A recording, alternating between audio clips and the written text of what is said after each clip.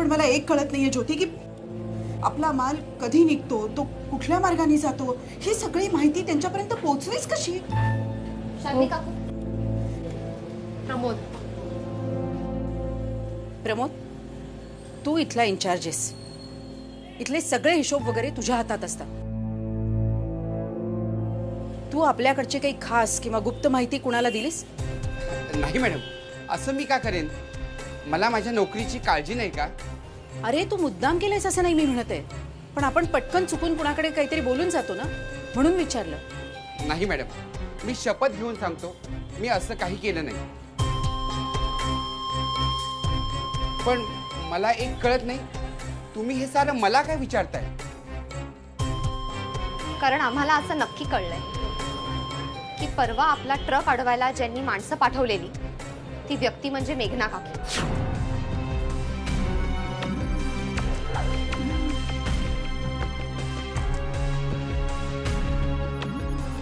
आणि त्यांना आपली ही सगळी आतली माहिती कोणी पुरवली आहे हे शोधून काढायचं. मुक्ताताई, त्यासाठी लांब जायची काय गरज आहे? काखेत कळसा आणि गावाला वळसा. तुमच्या मेघना काकूंना माहिती कोणी पुरवली हे तुम्ही ज्योतिताईंना विचारा ना. सासूबाईचं काम सुनबाई नाही करणार तर कोण करणार? Shut up.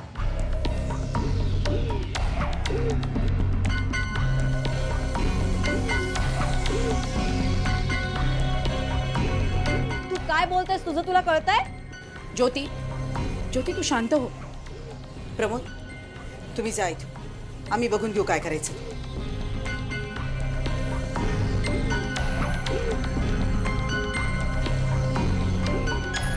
काकू, हे ज्योती, अगं तू कशाला धीर सोडतेस?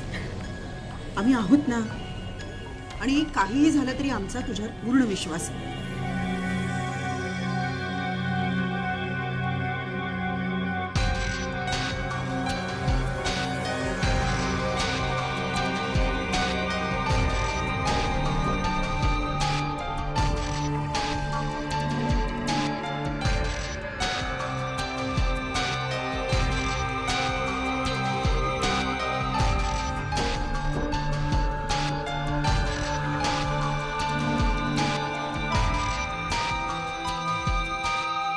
सो मिस्टर गडकरी, अमृत स्वीट्सच्या विरोधातली आपली पहिली चाल यशस्वी ठरली. कळलं मला ते. माझ्या माणसाचा फोन आला होता मला. आता आमच्या सरदेसाईंच्या नवीन घरात अगदी शोकसभा भरली असेल. तुम्हाला सांगते गडकरी, माझ्या जाऊबाईंनी तर रडून रडून घर डोक्यावर घेतलं असेल. आता त्यांच्या हातात दुसरं आहे तरी काय मेघना वहिनी? रडत बसणं आणि स्वतःला दोष देत राहणं.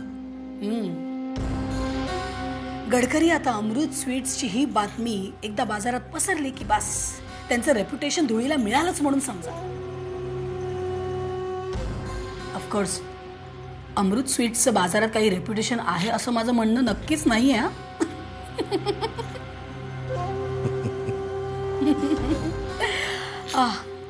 सो मिस्टर गडकरी, अभिनंदन. तुमचंही अभिनंदन. मेघना वहिनी, आता बघत राहा काय काय होतंय ते. भेटू लवकरच. बाय.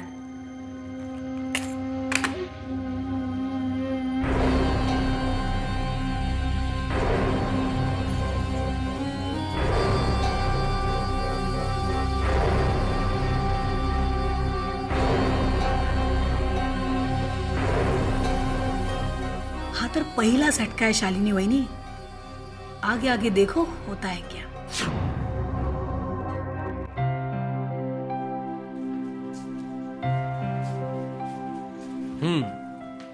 घ्या. कशाला? घे, कम ऑन.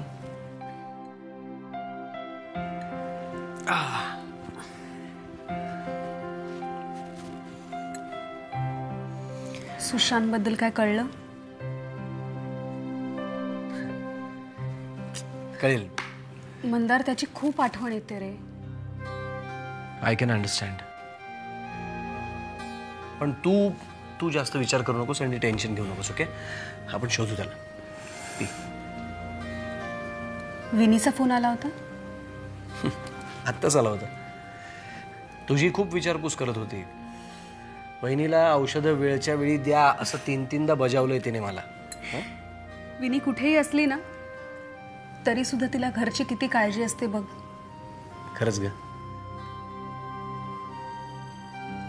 तू पी, नाही तर ओरडेल मला ती. मला खरंच नकोय. मी तिचा ओरडा खाऊ का? नको ना. पी.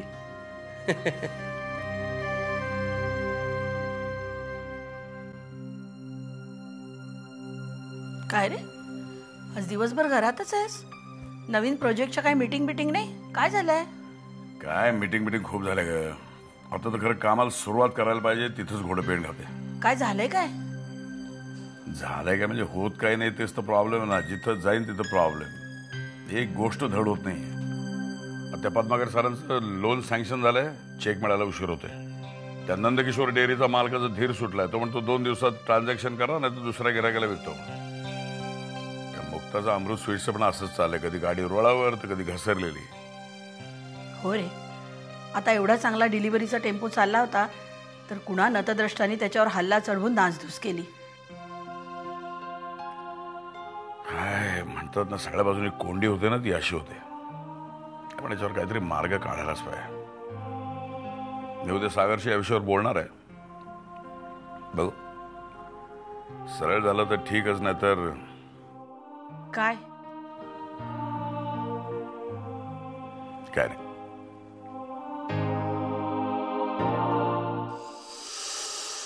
मॉर्निंग मामा. Good morning.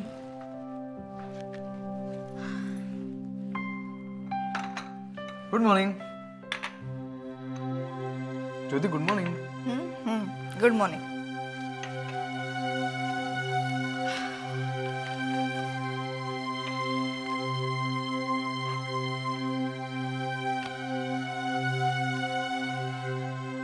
ज्योती बेटा, जरा ब्रेडला बटर लावून देतेस?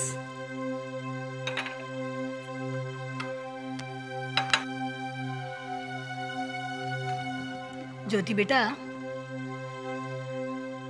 आज काय मौन व्रत आहे का? नाही म्हणजे सकाळपासून बघते प्रत्येक काम अगदी गुपचूप चाललंय तुझं. तुझी तब्येत बरी नाही का बेटा?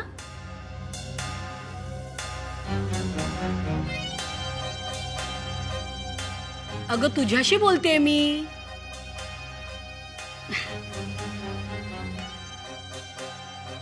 कसं आहे ना मम्मा, या घरात तोंड उघडायची ही भीती वाटायला लागली आता मला. हो, ज्योती काय प्रॉब्लेम आहे? हे बघ, तुला जे काय बोलायचं ना ते स्पष्टपणे बोल. असं आडून आडून बोलायची गरज नाही. परवा रात्री अमृत स्वीट्सचा आमचा डिलिव्हरीचा टेम्पो चालला होता. वाटेत तो काही गुंडांनी अडवला.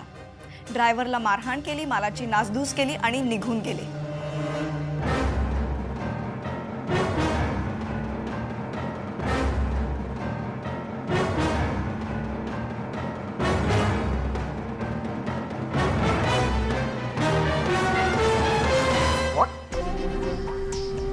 ज्योती, इतकी भयंकर घटना घडली आणि तू मला साधं सांगितलंही नाहीस. त्यांनी काय होणार होतं?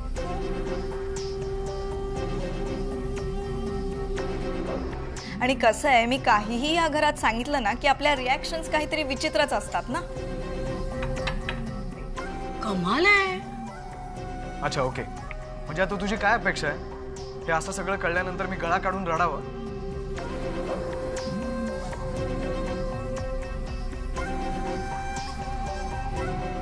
Okay, so let me be very frank with you. हे जे काय तुमच्या अमृत स्वीट्सचं नुकसान झालंय ना, त्यामुळे मला दुःख अजिबात झालेलं नाही. हां, कारण जे काही नुकसान झालंय ते शालिनी काकूचं, मुक्ताचं आणि पर्यायाने सागरचं झालेलं आहे. आणि त्यांचा आणि आपला काय संबंध आहे? अगदी माझ्या मनातलं बोललास. पण आता हेच जर मी बोलले असते ना तर पुन्हा एकदा सासूबाई वाईट नाही का ग? जातोच.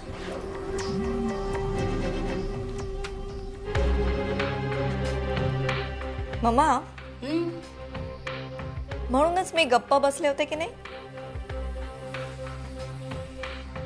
ज्याची करणी त्यालाच ठाऊक, नाही का.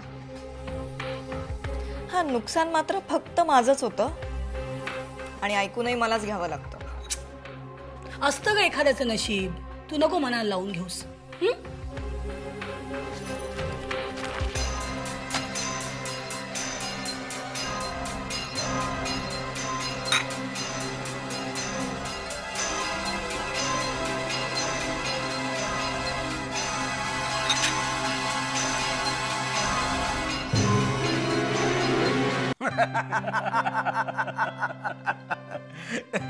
काय कांदा शेठ, हा? आज एकदम खुशीत. काय काय मनात काय चाललंय काय? कमाल आहे साहेब. खरं म्हणजे ना, मी तुम्हाला सांगणारच नव्हतं, पण कसं तुम्हाला चेहरा बघून कसं काय कळतं? वेवलेम, याला म्हणतात वेवलेम. जुळली ना की बोलायची काही गरज नसते. मनात काय चाललंय ते कळतं लगेच. म्हणजे काय नाही, बोल तू बोल. काय साहेब, बरेच दिवस झाले हात ना शिवशिवत होते. कोणाची धुलाई नाही, पिटाई नाही. हे सभ्य माणसासारखं वागायचं ना, म्हणजे खरंच. पण काल संधी चालून आली, केली थोडी दादागिरी. कांता काय साहेब, गुंडाबरोबर गुंडासारखंच वागावं लागतं. तो बँक मॅनेजर सरदेसाई साहेबांना चेक देत नव्हता. गेलो आणि मान मुरगळून आलो. हळूहळू मुंडी पिरगळली म्हणजे काय केलं? म्हणजे बोल बच्चन दिला, असा ढाचा दिला ना साहेब, मान मुरगळल्यासारखा गबगार झाला. माझ्या समोर ऑर्डर सोडली, सरदेसाई साहेबांचा चेक तयार ठेवा. बोला आता. काय बोलणार? तू तर मला गबगार करून टाकलंस. काय झालं साहेब, माझं काही चुकलं का? नाही नाही नाही नाही कांता शेठ, तुमचं काही चुकलेलं नाही. संत रामदास म्हणालेलेच आहेत. संत रामदास माहिती आहेत ना? असो असो असो असो दे असो दे.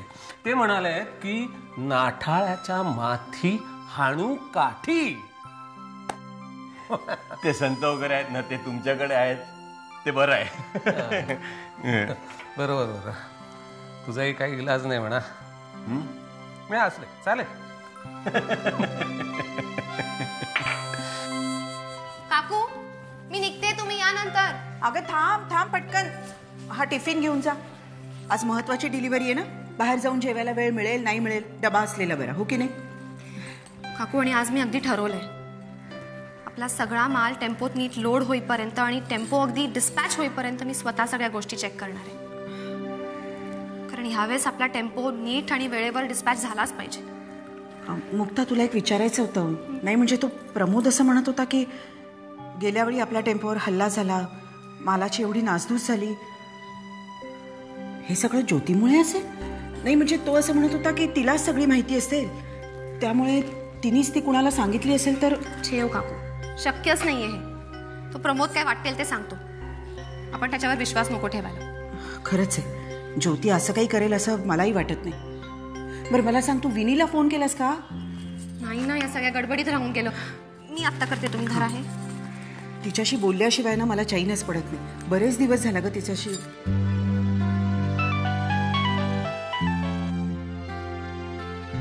बोल मुक्ता. ए हाय विनी, कशी आहेस?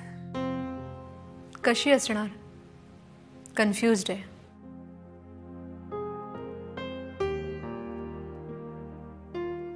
का ग, काय झालं? मधुरा वहिनीला बरं नाहीये ग. खूप काळजी वाटते मला तिची. असं वाटतं की इथे राहून तिला मदत करावी, पण मग पुन्हा असा विचार येतो की या सगळ्यामुळे माझा प्रॉब्लेम तर सॉल्व्ह होणार नाहीये ना, माझं भविष्य बदलणार नाहीये. हे बघ विनी, तू टेन्शन घेऊ नकोस. तू नीट विचार कर, म्हणजे तुला स्वतःलाच मार्ग सापडेल. आणि हे बघ, काकू पण तुझ्याबद्दल विचारत होत्या. तू प्लीज काळजी घे, आणि काही लागलं तर आम्हाला नक्की कळव. Okay okay, take care, bye. Bye.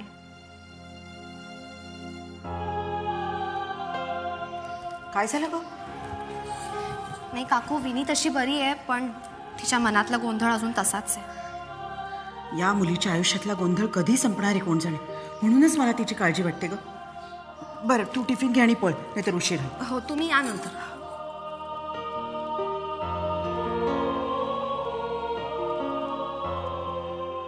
तेव्हा लक्ष ठेव रे बाबा आमच्यावर.